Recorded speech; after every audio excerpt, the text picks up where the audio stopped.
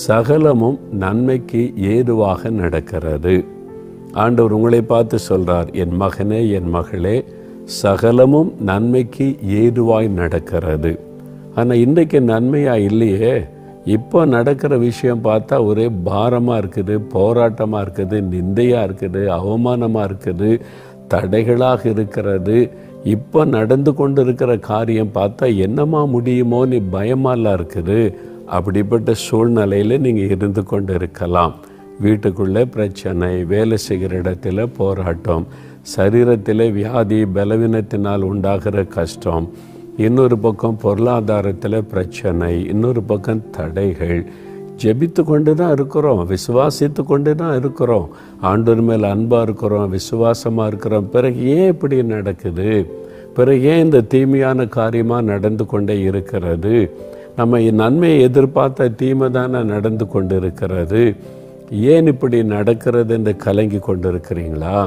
ஆண்டவர் சொல்கிறார், கலங்காதே மகளே, கலங்காதே மகனே, சகலமும் நன்மைக்கு ஏதுவாய் நடக்கிறது. அப்படின்னு என்ன அர்த்தம்? முடிவு நன்மையாயிருக்கும். இப்போ உங்களுக்கு வேதனை உண்டாக்குற காரியமாக இருக்கலாம், இப்போ நிந்தைக்கு நடுவில் போய் கொண்டிருக்கலாம், இப்போ நீங்கள் பாடுகள் மத்தியில் போய் கொண்டிருக்கலாம். முடிவு நன்மையாயிருக்கும். வெகு சீக்கிரத்தில் நன்மையான முடிவு வரப்போகிறது. அதனால் சகலமும் நன்மைக்கு ஏதுவாக நடக்கிறது என்பதை நீங்கள் விசுவாசித்து நன்மையை எதிர்பார்க்க வேண்டும். முடிவு நன்மையாக இருக்கிறதை காண்பீர்கள். அதற்கு வேதத்திலிருந்து சில சம்பவங்களை நம்ம தியானித்தா அதை விளங்கி கொள்ள முடியும். அந்த ஆசீர்வாதத்தை பெற்றுக்கொள்கிற விசுவாசம் உங்களுக்கு உண்டாகும். முதலாவது, யோசேப்பு என்கிற ஒரு வாலிபனை குறித்து வேத புஸ்தகத்தில் ஆதியாகமத்திலே நம்ம வாசிக்கிறோம். இந்த யோசேப்பு என்கிற வாலிபனுடைய வாழ்க்கையில் நடந்த சில சம்பவத்தை குறித்து சங்கீதங்களின் புஸ்தகத்தில் எழுதப்பட்டிருக்கிறது. இந்த யோசேப்பு இளம் வாலிபனாக இருக்கும் பொழுதே அவனுடைய எதிர்காலத்தை குறித்த ஒரு தரிசனம் அவனுக்கு கொடுக்கப்பட்டது. சொப்பனத்திலே அதை பார்த்தான். எதிர்காலத்தில் எப்படி உயர்ந்த நிலைமையில் அவன் இருக்க போகிறான், மற்றவர்களுக்கு ஆசீர்வாதமாக இருக்க போகிறான், குடும்பத்துக்கே அவன் ஆசீர்வாதத்தை கொண்டு வரப்போகிறான். இதெல்லாம் ஆண்டவருடைய திட்டம் அவனுக்கு காண்பிக்கப்பட்டது. அதனால் அவனுடைய உடன் பிறந்த சகோதரர்கள் அவனை சொப்பனக்காரன் என்று கேலி பண்ணினார்கள். பகல் கனவு காண்றியா, இப்படிலாம் ஆயுருன்னு சொல்லிட்டு என்று நம்ம பரிகாசம் பண்ணுவோம்ல, அதே மாதிரி. அது மாத்திரம் இல்லை, உடன் பிறந்த சகோதரர்களே அவனை பகைக்க ஆரம்பித்தாங்க. ஏன்னா இவன் சகோதரர்கள் செய்கிற தப்பெல்லாம் போய் தகப்பன்ட்டு சொல்லி விடுவான். தகப்பன் இவன் மேலே ரொம்ப விசேஷத்தை அன்பு வைத்திருந்தார். அவன் தாயை இழந்திருந்ததுனால தகப்பனுடைய அன்பு அதிகம். அது நிமித்தமாய் அவனுடைய சொந்த சகோதரர்கள் பொறாமை கொண்டு எழும்பி அவனை கொலை செய்ய தீர்மானித்தார்கள். அவனை கொண்டு போட நினைத்த போது ஒரு சகோதரன் இறக்கப்பட்டு, கொலை செய்ய வேண்டாம், அவனை விற்றுவிடலாம் என்று சொல்லி அவனை விற்றுவிட்டார்கள். அவங்க எகிப்து தேசத்துக்கு போன வியாபாரிகள். அந்த காலத்தில் அந்த அடிமைகளை விலைக்கு வாங்கி விருப்பம் இருக்கிற பழக்கம் இருந்தது. அதில் காசுக்கு விற்றுட்டாங்க சொந்த சகோதரர்களே. அவன் அதனால் எகிப்து தேசத்துக்கு கொண்டு போகப்பட்டு அங்கே ஒரு பெரிய பணக்காரன் விலை கொடுத்து வாங்கி அடிமையாக்கப்பட்டு விட்டான். அங்கே தான் யோசேப்பு இருந்தான். அவனுக்கு கொடுக்கப்பட்ட தரிசனம், உயர்வு, மேன்மை, அநேகருக்கு ஆசீர்வாதமாக இருக்கிற காரியம். இப்போ ஒரு அடிமை, ஒரு வேலைக்காரன், சுயமாக எதையும் யோசிக்க முடியாத, செய்ய முடியாத அடிமைதனத்தில் இருக்கிற சூழ்நிலை. அங்கேயாவது நிம்மதியாக இருக்க முடிஞ்சுதா? பொய்யான குற்றச்சாட்டு அவன் மீது சுமத்தப்பட்டு சிறையில் அடைக்கப்பட்டான். அதனால தான் அந்த வசனம் சொல்லுகிறது, அவன் கால்களை விலங்கு போட்டு ஒடுக்கினார்கள், அவன் பிராணன் இரும்பில் அடைப்பட்டிருந்தது என்பதாய் சொல்லப்படுகிறது. அவ்வளவு கஷ்டப்பட்டான். பாடு, உபத்திரம், 13 வருஷங்கள் அந்த வேதனைக்கு நடுவாய் அவன் கடந்து போனான் என்று அவனுடைய சரித்திரம் சொல்லுகிறது. எனக்கு அன்பானவர்களே, இவ்வளோ பெரிய தரிசனம் பெற்ற, தேவனுடைய வெளிப்பாடு பெற்ற, ஆண்டவர் ஆசீர்வதிப்பார் என்ற வாக்குத்தத்தம் பெற்ற இவனுடைய வாழ்க்கையிலேயே இந்த பாடுகள். அவனுடைய வாழ்க்கையில் சில சமயம் நினைத்திருப்பான், நான் இந்த மாதிரி கஷ்டப்படுறேன், தகப்பனை விட்டு பிரிக்கப்பட்டு அபாண்டமான பழி சுமத்தப்பட்டு பொய்யான குற்றச்சாட்டுகள் சொல்லப்பட்டு நெருக்கப்படுகிறேனே என்பதாக. ஆனால் ஆண்டவர் ஏற்ற காலம் வந்தபோது அவனை உயர்த்தி கனப்படுத்தினார். எந்த அளவு உயர்த்தினார்? ஆதியாகமம் 41 41 நீங்கள் வாசித்து பார்த்தால், எகிப்தின் ராஜாவாகிய பார்வோன் அவனை பார்த்து சொல்லுகிறான். பார்வோன் யோசேப்பை நோக்கி, பார், எகிப்து தேசம் முழுமைக்கும் உன்னை அதிகாரியாக்கினேன். உயர்வு பார்த்தீங்களா? முடிவு உயர்வு. அவன் பாடுகள் மத்தியிலே போனான், முடிவு உயர்வு. அதனால் தான் ஆண்டவர் சொல்லுகிறார், சகலமும் நன்மைக்கு ஏதுவாய் நடக்கிறது, முடிவு உயர்வாக இருக்கும். உங்கள் வாழ்க்கையில் இன்றைக்கு பாடு, உபத்திரவு, நெருக்கம்தான். முடிவு தேவன் உங்களுக்கு உயர்வான ஒரு ஆசீர்வாதத்தை வைத்திருக்கிறார். நான் ரட்சிக்கப்பட்ட ஆரம்ப காலத்தில் சென்னையில் நான் இருந்தேன். அப்பொழுது ஒரு கூட்டத்துக்கு போயிருந்த சமயம் ஒரு சகோதரர் தன்னுடைய அனுபவத்தை பகிர்ந்து கொண்டார். இப்போவும் எனக்கு அது ஞாபகத்தில் இருக்கிறது. அவர் அரசாங்கத்தில் இந்த போக்குவரத்து துறையில் ஒரு பஸ்ஸில் கண்டக்டராக வேலை செய்து கொண்டிருந்தார். அரசாங்கத்தில் நல்ல வேலை, கண்டக்டராக வேலை. அதனால் மாத சம்பளம் கிடைத்து கொண்டிருந்து குடும்ப சிறப்பாய் போய் கொண்டிருந்தது. அவர் என்ன பண்ணுவார்னா, அந்த நாட்களில் அந்த ஆட்கள் பஸ்ஸில் ஏறும்போது கூடைகள், காய்கறிகள், சில பொருட்களை வச்சுட்டு கூடைகளோடு வந்தால் லக்கேஜ் என்று ஒன்று, அந்த ஜாமான்களுக்கு ஒரு டிக்கெட் எடுக்கணும். ஆளுக்கு ஒரு டிக்கெட் எடுக்கணும், அந்த லக்கேஜுக்கு ஒரு டிக்கெட் எடுக்கணும். அதே மாதிரி அவர் லக்கேஜ் இவ்வளோ இருக்குது, பெருசாக இருக்க லக்கேஜ் காசு கொடுன்னு காசு வாங்கிடுவார். ஆனால் டிக்கெட் தர மாட்டார். ஆளுக்கு மட்டும் டிக்கெட் கொடுப்பார், லக்கேஜுக்கு உள்ள காசை கொடுக்க மாட்டார், பாக்கெட்டில் போட்டு கொடுவார். அப்போ இது கணக்குக்கு வராதில்ல, இது அரசாங்கத்துக்கு சேர வேண்டிய பணம், இதை ஒரு வீட்டுக்கு கொண்டு வந்துடுவார். அப்போ அரசாங்கத்தை ஏமாற்றி சம்பாதித்து கொண்டு இருந்தார்.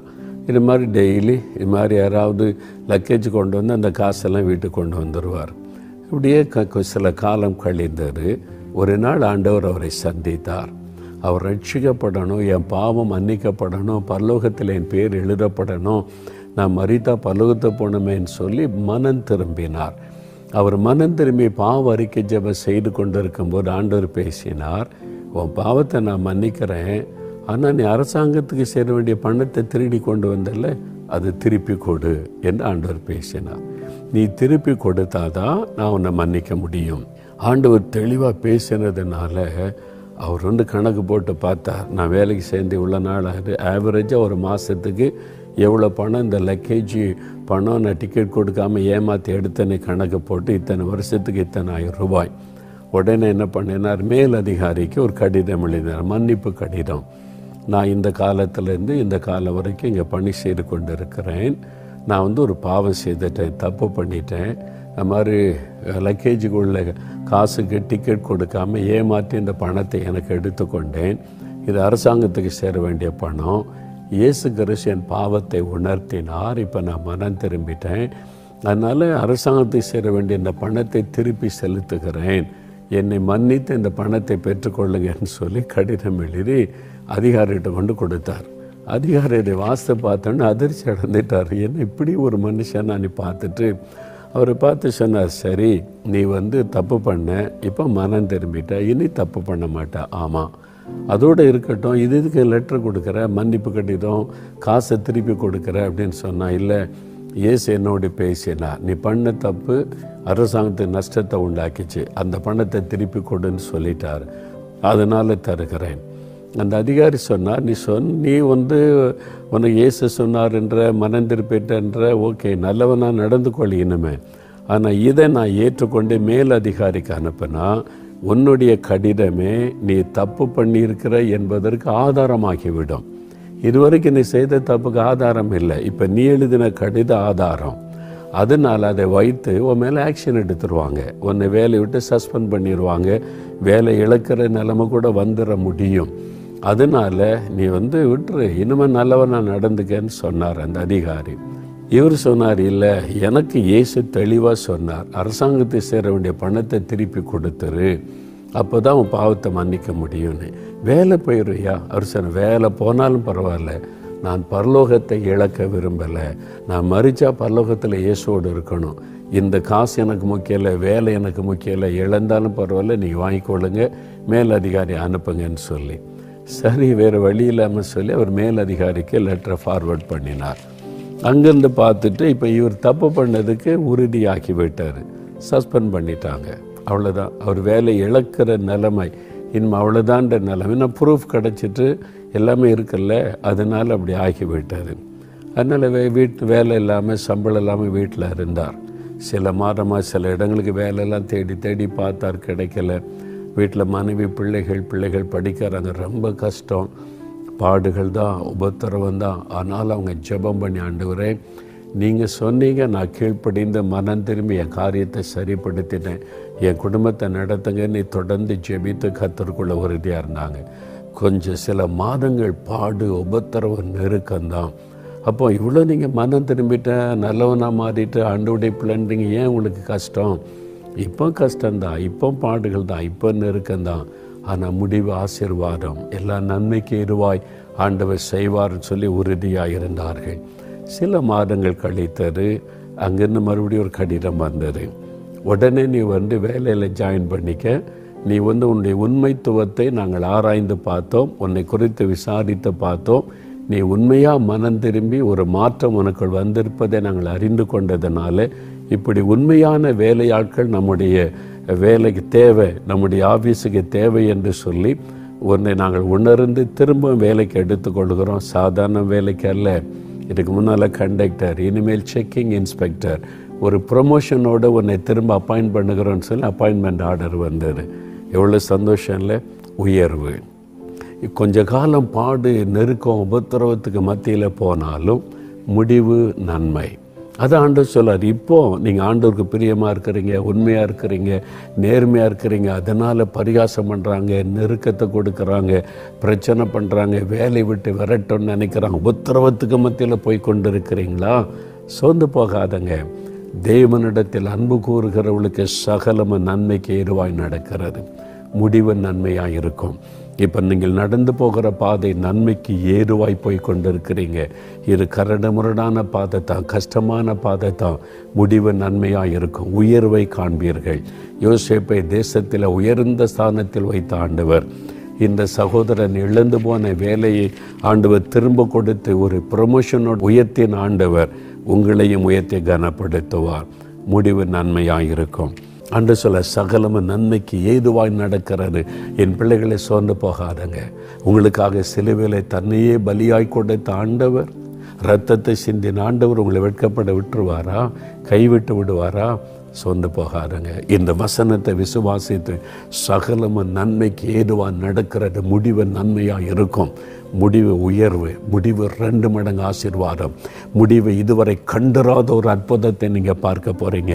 விசுவாசத்தோடு ஜெபிக்கலாமா அப்படின்னா உங்களுடைய இருதயத்தில் கை வைத்து இந்த மாதிரி சூழ்நிலையில் நீங்கள் இருந்து கொண்டிருந்தால் இனி அவ்வளவுதான், இனி ஒன்று செய்ய முடியாது, எல்லாம் மோசமாக நடக்குதுன்னு கலங்கி கொண்டிருந்தால் விசுவாசத்தோட ஆண்டவரே சகலமும் நன்மைக்குரிவாக நடக்குது, முடிவு நன்மையாக இருக்கு, நான் விசுவாசிக்கிறேன் அறிக்கையிட்டு ஜெபம் பண்ணுங்க. தகப்பனே, இந்த மகனோடு இந்த மகளோடு இணைந்து நான் ஜெபிக்கிறேன் அப்பா. ஏன் இந்த பாடுகள், நிந்தைகள், நெருக்கங்கள், தடைகள், அவமானங்கள், தீமைகள் எதிர்பார்த்தபடி ஒன்று நடக்கலை, மோசமாய் நடந்து கொண்டு இருக்கிறது என்று கலங்கி பயத்தோட வேதனையோடு கஷ்டப்பட்டு கொண்டு இருக்கிற இந்த பிள்ளைகளோடு இணைந்து ஜெபிக்கிறேன். நீர் வாக்கு கொடுத்தபடி சகலமும் நன்மைக்கு ஏதுவாய் நடக்கிறது, முடிவு நன்மையாக இருக்கும், முடிவு உயர்வாக இருக்கும், முடிவு 2 மடங்கு ஆசீர்வாதமாக இருக்கும், முடிவு பலத்த ஒரு அற்புதமாக இருக்கும். நாங்கள் அதை விசுவாசித்து உம்முடைய பிள்ளைகளோடு இணைந்து நான் ஜெபிக்கிறேன். நசரேயனாக இயேசுவின் நாமத்தினால் பொல்லாத வியாதிகள் மறையட்டும், மரண கட்டுகள் இன்றைக்கு மாறட்டும், முடியாத சுகமாக்க முடியாது என்று சொல்லப்படுகிற வியாதிகள் இயேசுவின் நாமத்தில் மறைந்து போகட்டும், அற்புத சுகமும் விடுதலையும் உண்டாகட்டும். இனி அவ்வளவுதான், முடியாதென்கிற நெருக்கமான சூழ்நிலைகள் குடும்பத்துக்குள்ளே மாறட்டும், நன்மையான காரியங்கள் இயேசுவின் நாமத்தில் நடப்பதாக, தடைகள் விலகுவதாக, காரியங்கள் வாய்ப்பதாக. இனி குழந்தை பிறக்க வாய்ப்பே இல்லை என்று சொல்லப்பட்டிருக்கிறது. இயேசுவின் நாமத்தில் இந்த பிள்ளைகளுக்கு குழந்தை செல்வத்தை அருளி செய்து ஆசீர்வதியும். இனி இந்த ஊழியமே செய்ய முடியாது, அவ்வளவுதான் என்று மனம் சோர்ந்திருக்கிற நம்முடைய ஊழியர்களுக்கு நன்மைக்கு ஏதுவான அற்புதம் நடப்பதாக, காரியங்கள் நன்மையாய் மாறுவதாக, காரியங்களை நன்மையாய் மாற்றி ஆசீர்வதிப்பீராக.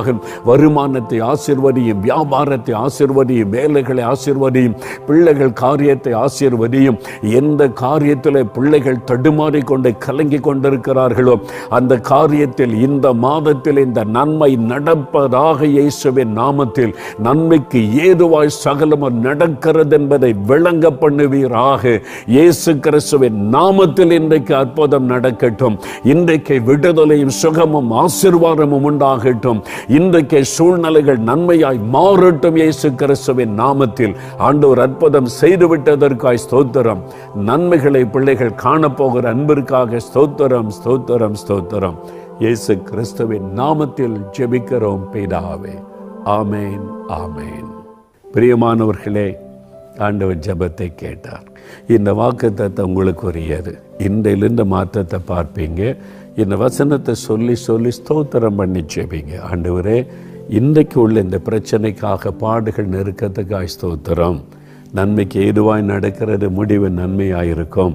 ஆண்டவரை துதித்து கொண்டே இருங்க, அற்புதம் நடப்பதை காண்பீங்க. ஆமேன்.